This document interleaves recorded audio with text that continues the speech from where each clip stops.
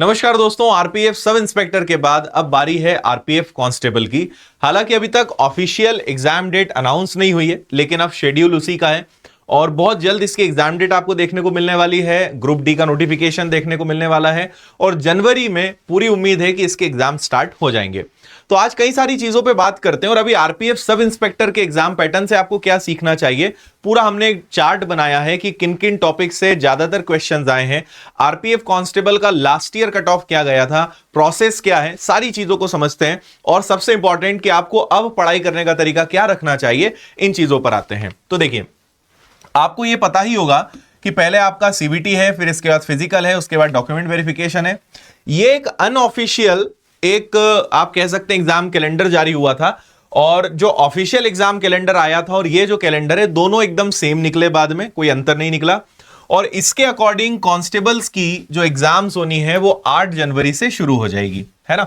क्योंकि अभी आपको पता होगा कि टेक्नीशियंस के एग्जाम चल रहे हैं भाई, एएलपी के एग्जाम हो गए, सब इंस्पेक्टर के हो गए, अब टेक्नीशियंस के एग्जाम स्टार्ट हो गए। तो आप मानकर चलिए कि जब इस महीने में टेक्नीशियंस के एग्जाम खत्म हो जाएंगे तो अगला नंबर आरपीएफ के कांस्टेबल्स का ही है, उसके बाद फिर एनटीपीसी का नंबर आ जाएगा। तो अभी तक अगर नहीं आया है, इस मंथ एंड में कभी भी डिक्लेयर हो सकता है। बहुत उम्मीद है कि जनवरी में इसके एग्जाम्स आपको देखने को मिलने वाले हैं। जनवरी नहीं होगा तो ज्यादा से ज्यादा फरवरी होगा। तो हम मान के चलते हैं कि फिलहाल तो 1 महीना ही माने और उस हिसाब से आप पढ़ाई करें तो ज्यादा अच्छा है, समय मिल जाए सो और अच्छी बात है। अब देखिए, इसमें जनरल अवेयरनेस के 50 सवाल आते हैं, अरिथमेटिक यानी मैथ्स के 35 सवाल आते हैं, रीजनिंग के आपके 35 सवाल आते हैं। टोटल 120 क्वेश्चंस, 120 मार्क्स और 1.5 घंटे का समय होता है। 1/3 की नेगेटिव मार्किंग होती है। तो मैथ्स, रीजनिंग और जीएस तीनों का यहाँ पे अच्छा इंपॉर्टेंस है। जीएस के सवाल आपको काफी ज्यादा देखने को मिलेंगे।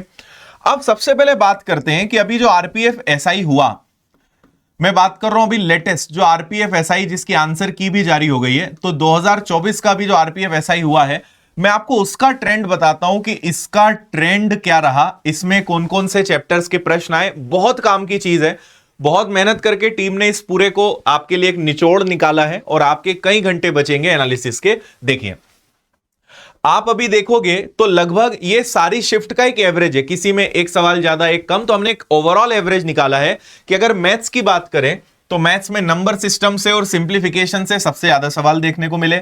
इसके बाद फिर एलसीएम, एचसीएफ, भिन्न, अनुपात, लाभ हानि, एवरेज, इनसे भी काफी प्रश्न देखने को मिले। ट्रेन के time, speed and distance, boat and stream, percentage के काफी प्रश्न मिले।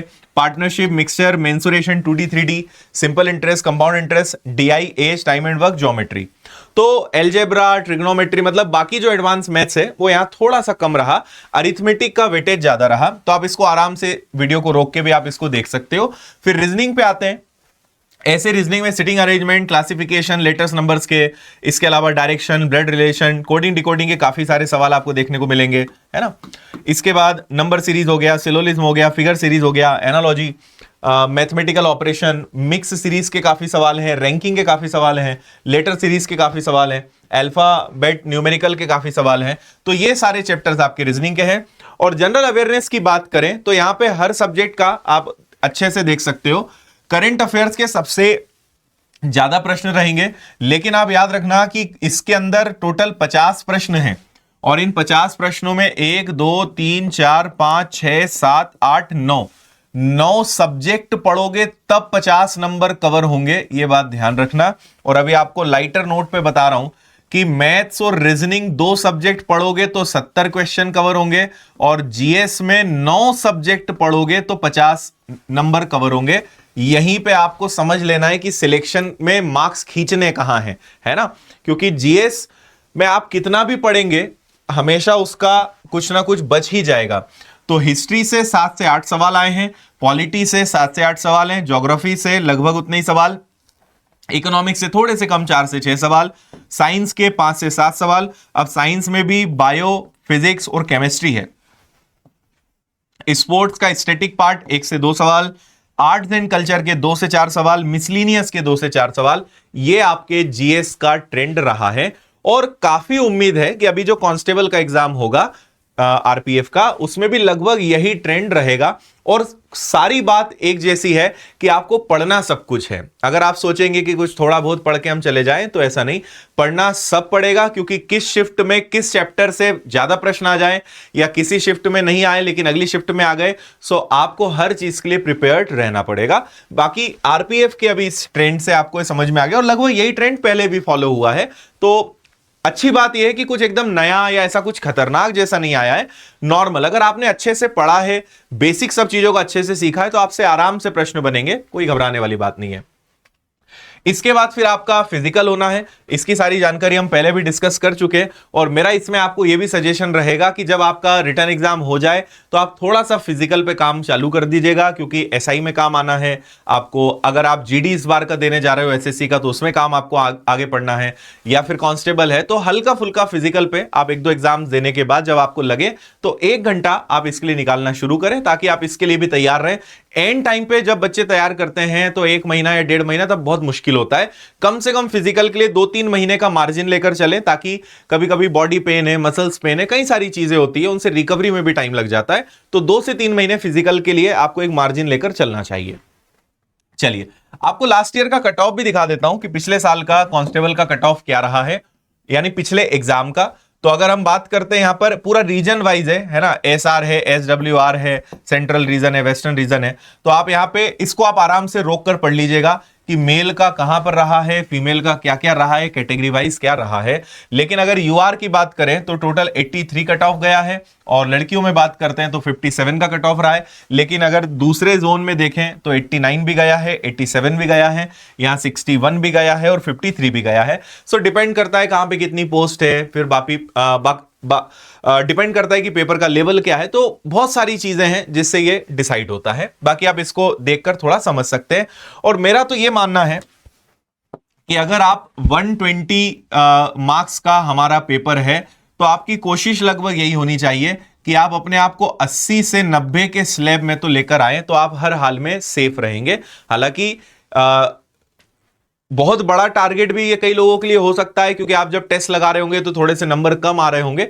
लेकिन अगर आप अभी प्रैक्टिस करते हो तो इतने नंबर आएंगे। लेकिन आप मुझसे पूछोगे एकदम सेफ जोन क्या है, या अगर आप अभी टेस्ट दे रहे हो और लगभग आपका एवरेज मेंटेन है, तो आप थोड़े सेफ जोन में आ जाओगे। बाकी ओवरऑल ये एक रहेगा जो हाईएस्ट है, और इसके आसपास भी जा सकता है। बाकी इतना तो लगभग आपका मान के चलिए जाएगा, है ना। इसी के बाद अगर हम यहां पे देखें, ये कांस्टेबल का हो गया है, प्रीवियस ईयर का 2018-19 का है ना। ये मेरे ख्याल से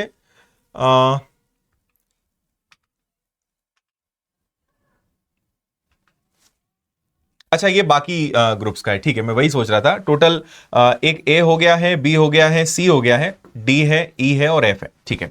तो ये अलग अलग जोन का है। यहां पे आप देखेंगे तो 117 तक भी गया है ना। यहां पे आपका 50 गया है, 93 गया है, 74 है, 42 है। तो डिपेंड करता है। अब ये जो आपका नॉर्थ रीजन है, नॉर्थ ईस्ट रीजन है, इनमें आप देखिए 117 भी गया है, ठीक है। पर ये बहुत रेयर केस है। ओबीसी का 120 भी गया है। तो ये नॉर्मलाइजेशन के बाद मार्क्स में क्या चेंजेस आते हैं। और बाकी सब जगह देखो 60, 50, 36 तक गया है एक सर्विसमैन का, है ना। 61 यहां पर है, 89 है। तो आप मतलब बहुत अच्छी तैयारी है तो 100+ भी आप टारगेट रखोगे तो बेस्ट है। लेकिन 80 से 90 का आपको टारगेट जरूर लेकर चलना चाहिए। फीमेल के लिए 70 से 80 का मैं कहूंगा कि वो लगभग आपके लिए सेफ रहेगा, ठीक है। चलिए, अब हम ये बात कर लेते हैं कि भाई इन अंतिम दिनों में आपको किन चीजों का ध्यान सबसे ज्यादा रखना है। तो इन अंतिम दिनों में सबसे महत्वपूर्ण सिर्फ एक ही चीज है, और वो है प्रैक्टिस। और प्रैक्टिस में क्या होता है, प्रैक्टिस में आते हैं आपके मॉक टेस्ट। तो आप पहले तो नियम से एक टेस्ट डेली लगाना शुरू करें। आपको विनर्स के एप्लीकेशन पर भी इसके मॉक टेस्ट मिल जाएंगे, मैं उसकी जानकारी आपको दे दूंगा। तो मॉक टेस्ट आपको लगाना है। इसके अलावा आपको प्रीवियस ईयर्स के क्वेश्चंस लगाना है, ये भी आपको विनर्स के एप्लीकेशंस पर फ्री मिल जाएंगे। इसके बाद आपको क्या करना है कि सेक्शनल टेस्ट भी आपको लगाना है। अब सेक्शनल टेस्ट का मतलब क्या होता है कि आपको केवल मैथ्स की प्रैक्टिस करनी है तो मैथ्स के टेस्ट लगाओ, केवल रीजनिंग की प्रैक्टिस करनी है, केवल जीएस की प्रैक्टिस करनी है, तो उसको सेक्शनल कहते हैं। लेकिन इन सब में सबसे इंपॉर्टेंट है आपके मॉक टेस्ट। चाहे आप प्रीवियस ईयर्स के फॉर्म में लगा लीजिए, चाहे लेटेस्ट मॉडल पेपर के आधार पर लगा लीजिए, लेकिन मॉक टेस्ट लगाना सबसे ज्यादा जरूरी है। प्रैक्टिस के अंदर जब ये चीजें आती हैं तो मॉक टेस्ट जब आपने लगाया तो मॉक टेस्ट लगाने के बाद अगला आपका बहुत जरूरी स्टेप होता है, वो होता है एनालिसिस। एनालिसिस मतलब कि क्या बना, कहां गलती हो रही है, कौन सी ऐसी चीज है जो नहीं पढ़ी है और पढ़ना है, कौन सी ऐसी चीज है जो पढ़ी है लेकिन फिर भी गलती हो रही है। तो एनालिसिस के बाद अगली स्टेप आती है कि उसकी फिर आप एक्शन लें। एक्शन मतलब कि अब काम किस चीज पे करना है, यह बहुत महत्वपूर्ण हो जाता है ना। और इसके बाद फिर आप, जैसे मैथ्स और रीजनिंग है, मैं आपको एक चीज और बताता हूं कि मैथ्स और रीजनिंग में आपको यह बिल्कुल मानकर चलना चाहिए कि आपको 90% स्कोर मैथ्स रीजनिंग में खींचना है। कि अगर मैथ्स के और रीजनिंग के 35-35-70 सवाल हैं तो आपको 60 प्लस प्रश्न तो सही करके आना ही है, और लगभग करके आ जाते हैं, लेवल बहुत नॉर्मल रहना है। तो 90% स्कोर आपका मैथ्स और रीजनिंग का होना चाहिए। और इसके बाद फिर जीएस, तो बाकी दिन भर में फिर आप अपना मैक्सिमम टाइम जीएस को रिवीजन करने पर, कुछ नया पढ़ना है उस पर पढ़ने पर, फिर इन चीजों पे आप ध्यान दे सकते हैं। लेकिन ये एक बहुत महत्वपूर्ण आपके लिए हो जाता है, और एक मॉक टेस्ट अब आपको रोज लगाना चालू कर देना चाहिए, बहुत जरूरी है। ठीक है, फिर आपको इसके साथ साथ ना थोड़ा कैलकुलेशन पर भी आपको निश्चित काम करना चाहिए, क्योंकि कैलकुलेशन की स्पीड हमारी कम होती है और कैलकुलेशन पे बच्चे जनरली ध्यान दे नहीं पाते हैं। तो टेबल्स आप कुछ मत करो, सिर्फ अपने दिन भर का 15 मिनट का टाइम निकालो और कैलकुलेशन पे प्रैक्टिस करो।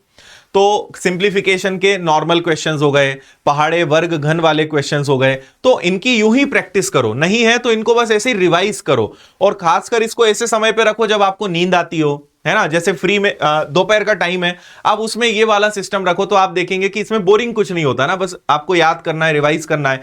कैलकुलेशन का बहुत ज्यादा महत्व है, क्योंकि इसी से स्पीड आएगी, इसी से आप मैथ्स को जल्दी कर पाओगे, समय बचाओगे, तो बाकी सब्जेक्ट्स में आप उसको मैनेज कर पाओगे। और एक चीज जो मैं हमेशा कहता हूं वो ये कि जब भी मॉक टेस्ट लगाओ तो एकदम ऐसे लगाओ जैसे आप रियल एग्जाम में बैठे हुए हो। रियल एग्जाम में बैठकर वो फील होना चाहिए। घूमते फिरते आधा अधूरा कभी मोबाइल पे बात कर लिया, नोटिफिकेशन देख लिया, ऐसे मॉक टेस्ट कभी मत लगाओ। जब भी 90 मिनट के लिए बैठो तो एकदम ऐसा मानकर कि रियल एग्जाम में बैठे हो, क्योंकि जब आप उस रियल एग्जाम की प्रैक्टिस बार बार यहां से करके जाओगे तो जब वास्तव में एग्जाम दोगे तो आप बहुत कंफर्टेबल और रिलैक्स रहोगे। नहीं तो बहुत सारे लोग एग्जाम में कंफर्टेबल हो नहीं पाते हैं, बहुत टेंशन में रहते हैं, और उसके कारण कितना ही अच्छा पढ़ा हुआ हो पूरा परफॉर्मेंस बिगाड़ के आ जाते हैं। तो आपको यह ध्यान रखना है कि जब भी मॉक टेस्ट लगाते हो ये मानकर चलो कि रियल एग्जाम में दे रहे हो। और इसमें एक चीज और ध्यान रखना है, जब भी आप मॉक टेस्ट लगाते हो हमेशा कोशिश करना है कि स्टार्ट से एंड तक हर हाल में पहुंचना है। आपके पास 90 मिनट का समय है। अगर मैं आपकी जगह होता तो मैं यही मानता कि पेपर 80 मिनट का है और 10 मिनट रिजर्व रखता उन सवालों के लिए जो कैलकुलेशन में टाइम ले रहे हैं या ऐसा लग रहा है कि इसको बाद में करेंगे। कभी भी ज्यादा समय लेने वाले क्वेश्चंस में फंसना नहीं। अगर बन रहा है तो ठीक है, क्योंकि कई बार आसान प्रश्न होते हैं लेकिन बहुत कैलकुलेटिव होते हैं, और एक आध दो सवाल ऐसे जानबूझ के डाले जाते हैं जो स्पीड ब्रेकर का काम करते हैं। तो समझदार बच्चे क्या करते हैं, वो समझ जाते हैं कि ये ना फंसाएगा, ये प्रश्न उलझाएगा, ये बन जाएगा, लेकिन हो सकता है कि 5 या 10 मिनट खराब कर दे, तो वो ऐसे सवालों को लास्ट के लिए रखते हैं।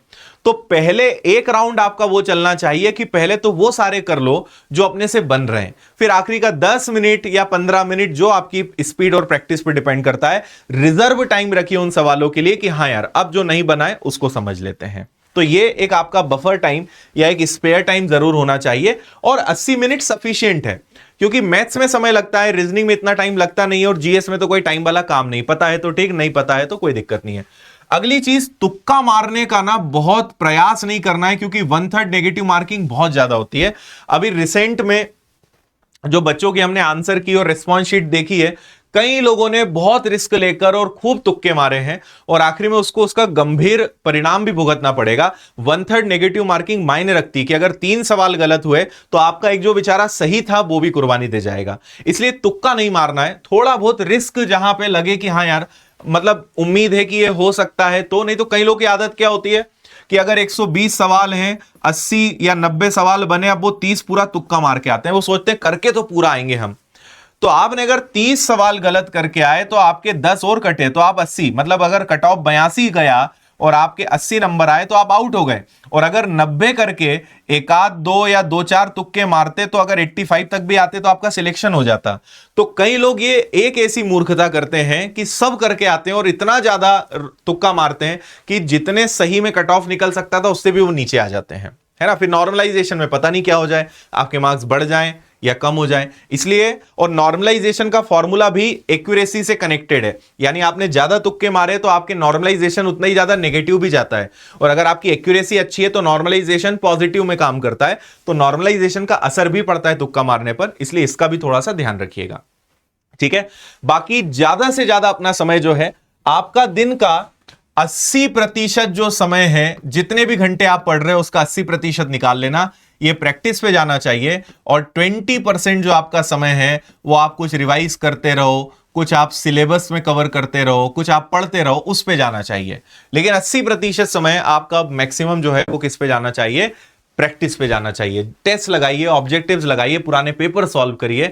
जितना प्रैक्टिस पे फोकस करेंगे उतना स्पीड आएगा, और स्पीड के लिए थोड़ा सा पेशेंस भी रखना है, क्योंकि जब आप लगातार मॉक टेस्ट लगाते हो, लगातार जब टेस्ट लगाते हो तो आपकी स्पीड बढ़ती है ना, पर उसमें थोड़ा सा समय लगता है, इसलिए पेशेंस भी रखना है। और एक टेस्ट हर हाल में डेली लगाना है, यह बात आप विशेष रूप से ध्यान रखिएगा, है ना।